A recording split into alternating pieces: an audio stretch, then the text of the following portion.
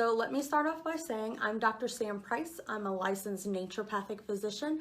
I'm an expert in natural medicine.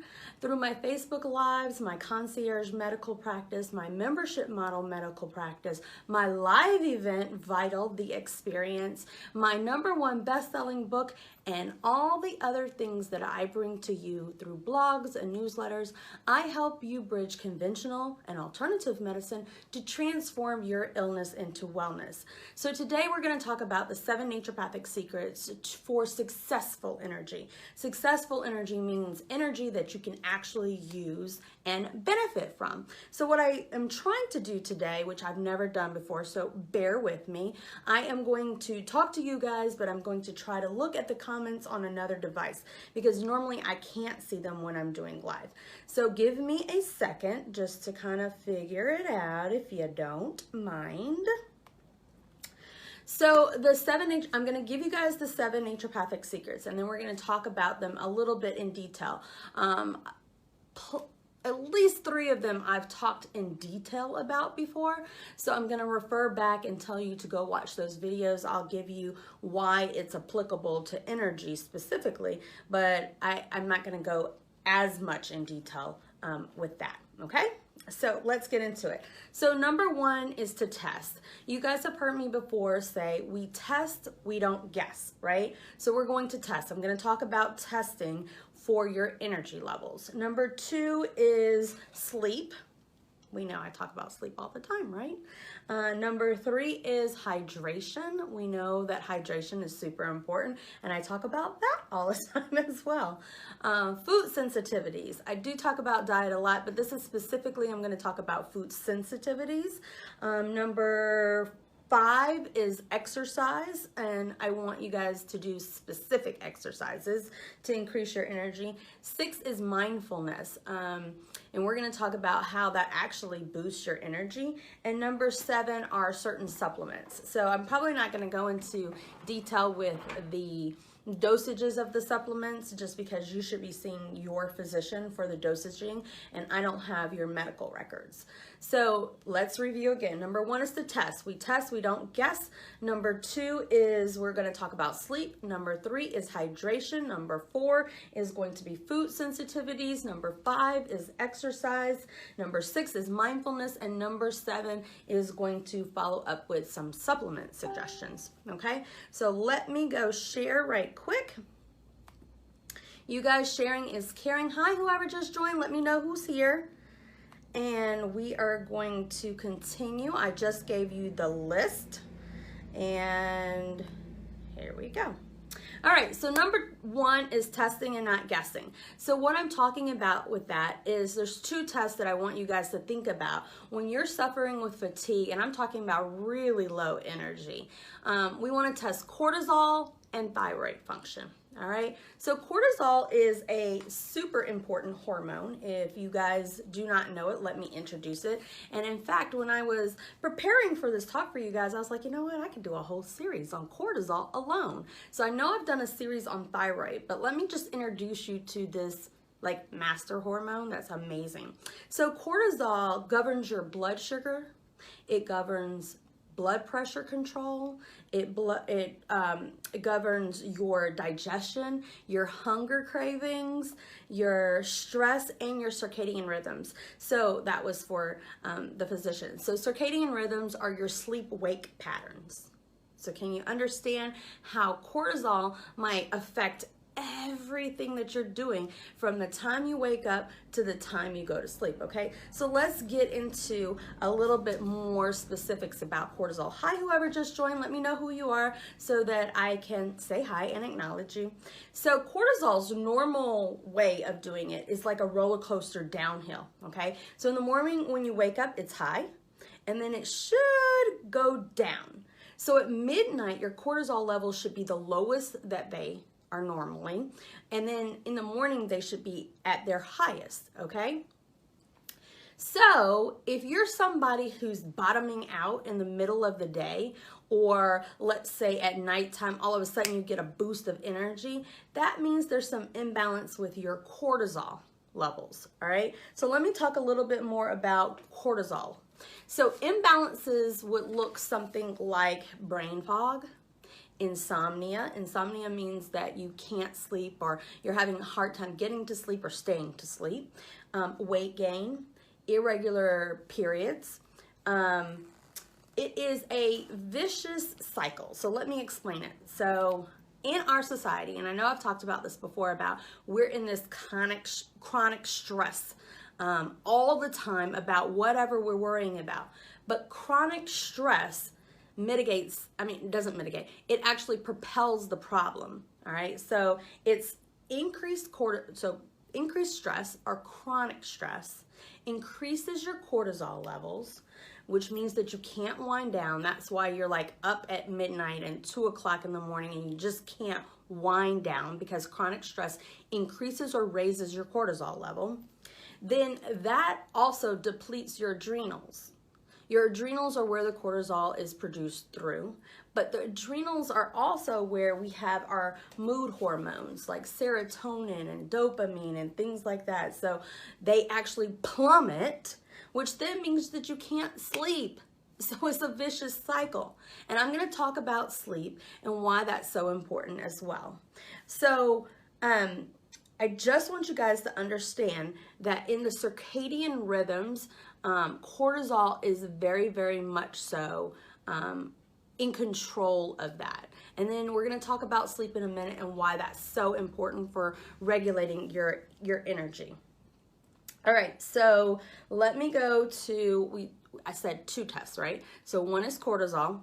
Number 2 is thyroid function. So I did a whole series on this, but I'm going to briefly remind you guys that when your physicians are testing your thyroid, normally they test TSH, which is thyroid stimulating hormone. In my practice, we always do a full thyroid panel. So it's TSH, T3 and T4, so the thyroid stimulating hormone, or your thyroid gland, actually produces T3 and T4, okay? T4 then converts into T3, which is the active form of thyroid. What I have found in my practice is that when T4 is normal or high and T3 is low, this is a selenium deficiency. So why is this important? Thyroid actually controls your weight.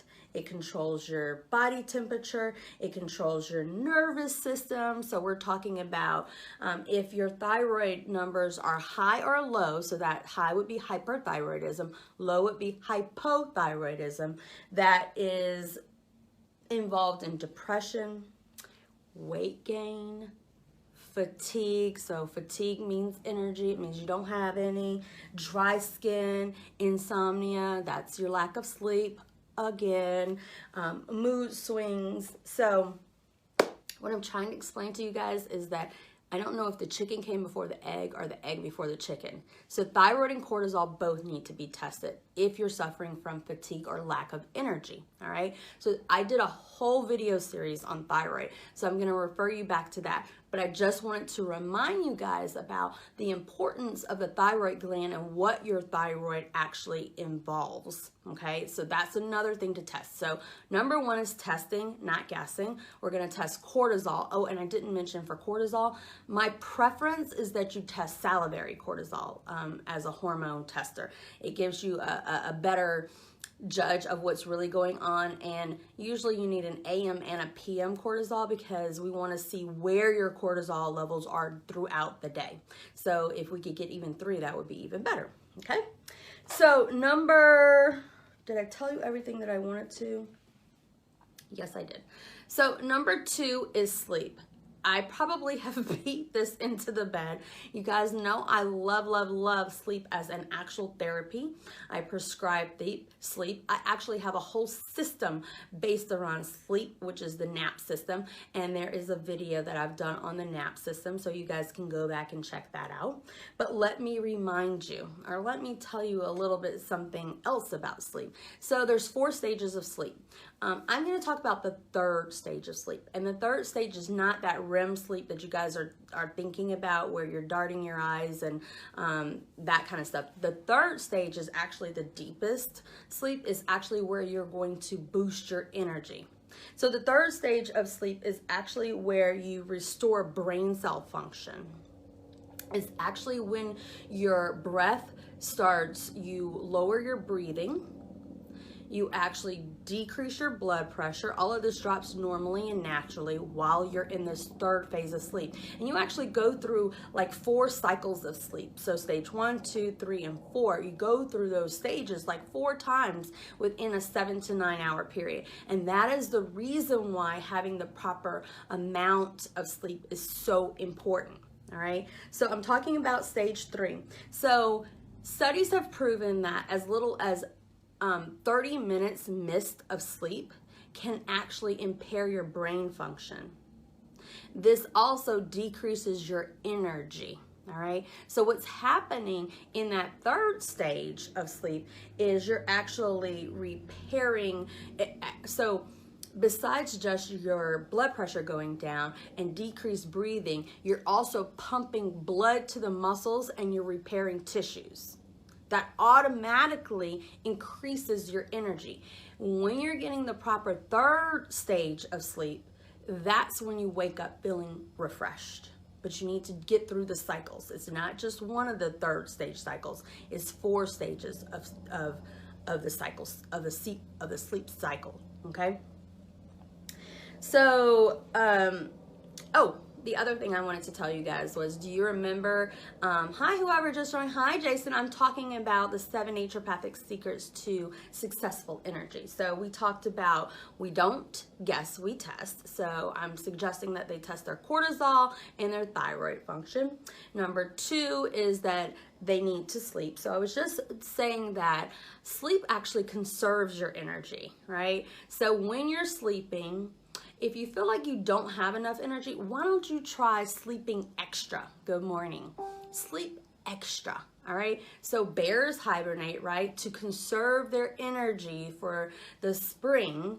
So think about other animals in the wild that do this naturally, all right? So sleep can conserve your energy as much as 10%.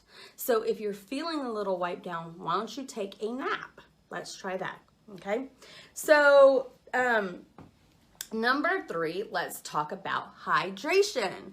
I know that I've spoken a lot about hydration too, but I'm going to continue to talk about it. It is so vital to be properly hydrated, all right? So hydration, let's talk about dehydration. So dehydration is where you're not properly hydrated, all right? So dehydration actually alters, hydration alters your body temperature control. It also affects your motivation if you're not properly hydrated.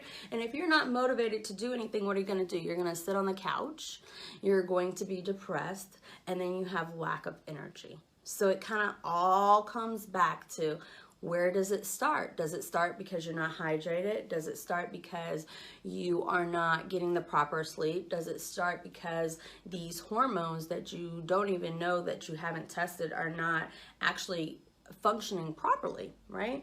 So let's talk about number 4. Number 4 is food sensitivities, and we could probably do a whole series on food sensitivities. So sugar cravings. So remember I talked about cortisol. So cortisol being imbalanced can actually affect your sugar cravings. It's actually one of the symptoms of imbalance in cortisol regulation. So sugar cravings can be a symptom of an increased cortisol level, which means that you're in this high stage of stress, which actually is going to decrease your energy, believe it or not, because you're so wound up, right? And then you can't kind of like bring it down and actually rest properly to conserve and increase your energy, okay?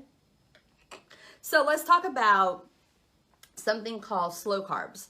So slow carbs are something that if you're that type of person who is good in the morning and then you kind of like bottom out in the middle of the day, where is it, you should be like at midnight, that should be your lowest. But if you're finding like you're crashing in the middle of the day around 2 or 3 o'clock, sweet potatoes are actually a really good idea for you. They're a slow carb, which means that they're kind of just going to just give you that kind of mellow plateau that you need.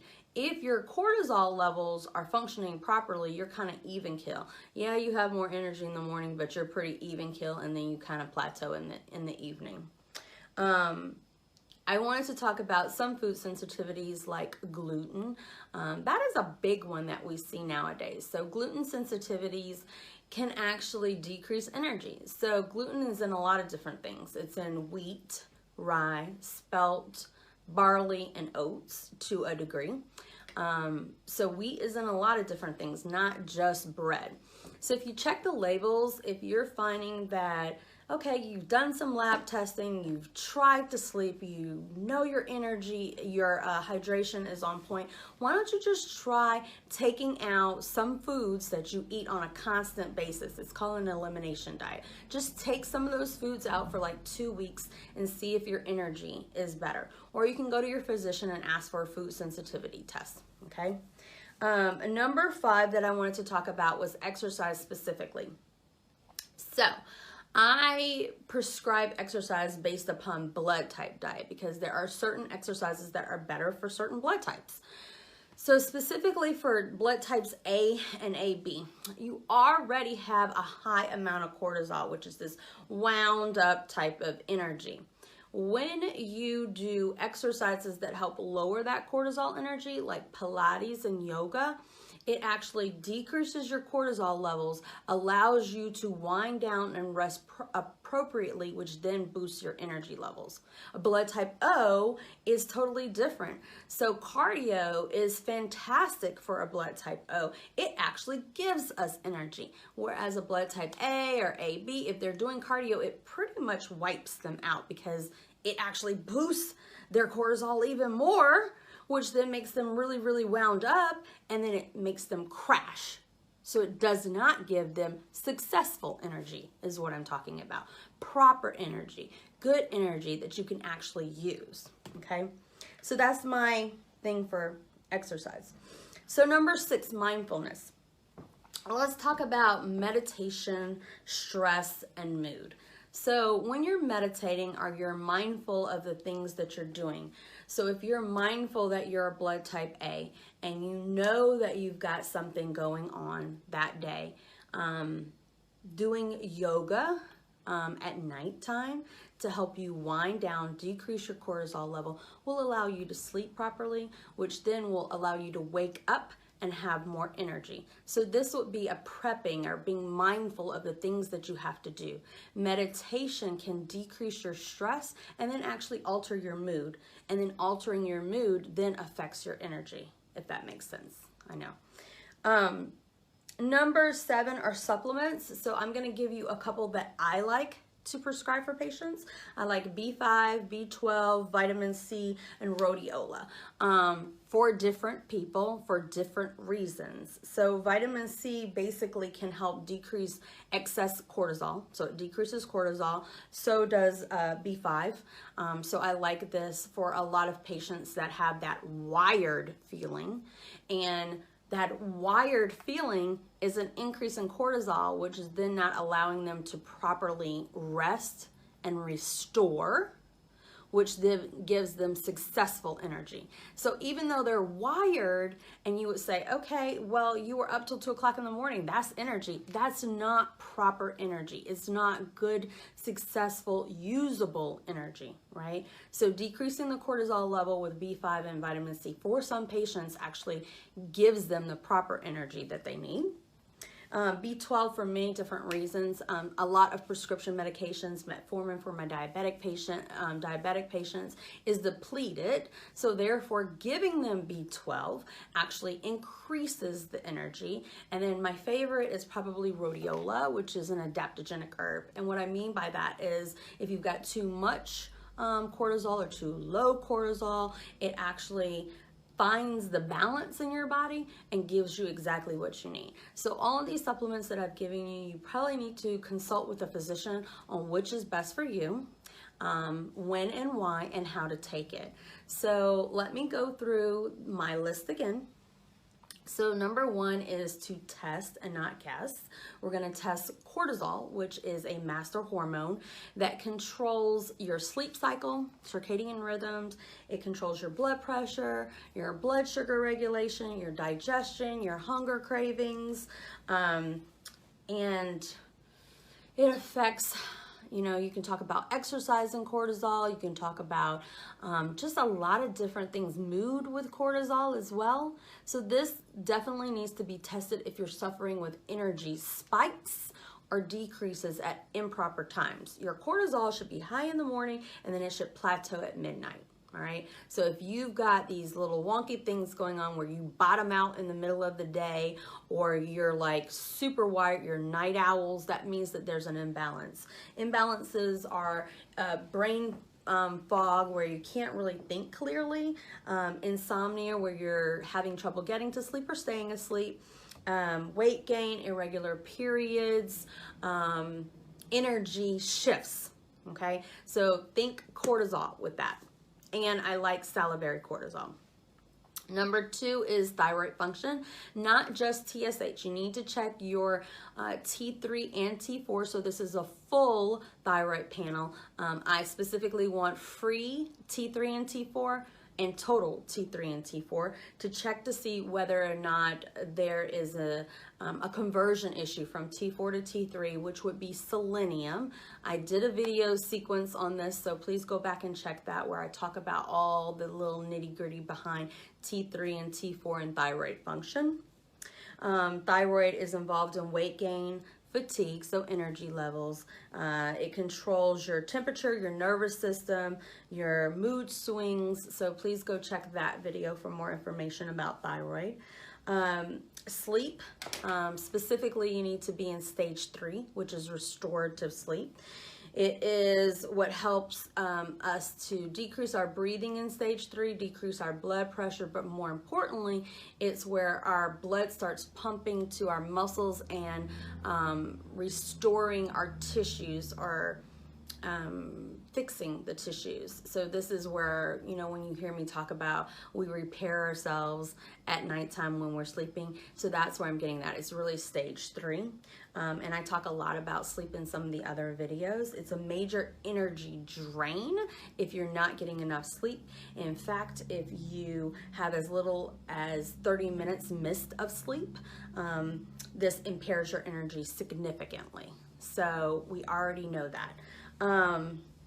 Sleep conserves your energy as much as 10%. So if you can get an extra 30 minutes, so I'm a proponent of adult nap times.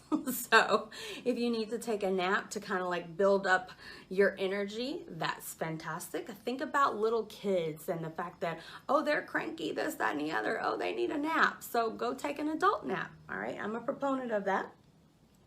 Hydration is key for you to maintain and build your energy as well.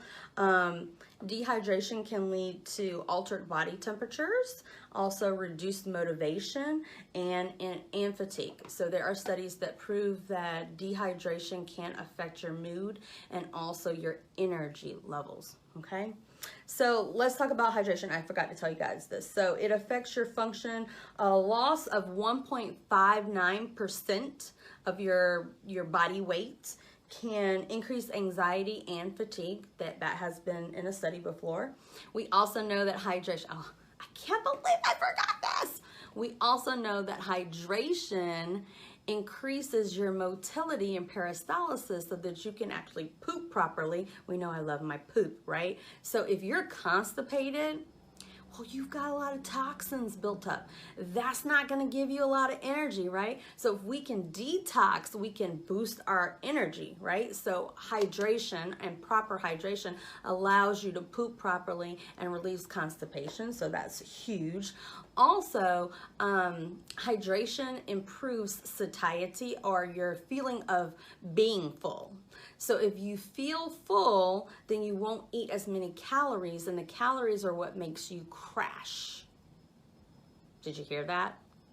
Okay, I just wanted you to hear that.